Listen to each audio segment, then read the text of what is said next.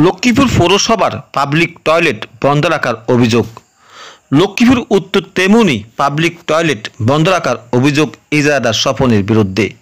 এতে পথচারী যাত্রীবাহী বাসের যাত্রীদের ভোগান্তির শেষ নেই, এমন অভিযোগ করেন স্থানীয় এলাকাবাসী। তারা জানিয়েছেন, রাত 11টার পর থেকে পৌর পাবলিক টয়লেট বন্ধ রেখে চলে যায় পৌর ইজারাদার স্বপন।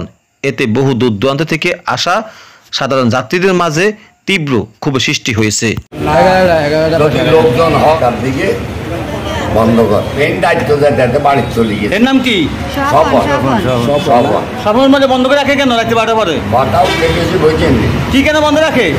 এটা তো হে করতে পারে, আমার বসা গেছে, আমি তো 1 ঘন্টা বসবো।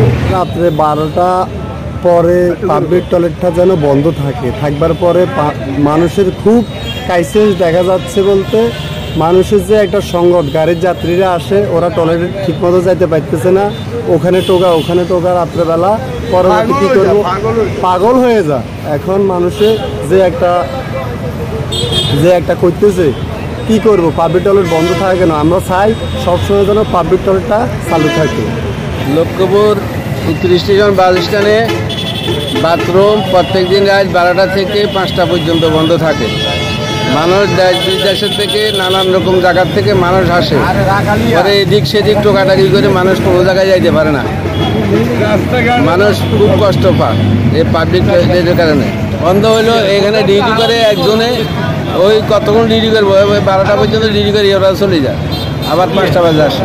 এখন এটা খোলা থাকতে হবে, এখান থেকে ইনকাম আছে, ইনকাম না থাকলে তো সমস্যা। ইনকাম তো হয়, কিন্তু এরা তো থাকে না। উত্তর স্টেশন পাবলিক টয়লেট হলো একটা, ঢাকা সিটাং বাইরের লোক আইয়ে, এখন এটা 12টার পরে সব সময় বন্ধ থাকে। এটার মানুষ ফাঁকবা কুত্তার মতন হয়ে যায়। ওই টয়লেট পেশাবখানার কোনো টাইম টেবিল নাই। এখন এটা কিনলে বন্ধ, তার কি করে পৌরসভা এটা দিছে আল্লাহ মাহমুদে জানে, আমরা জানি না।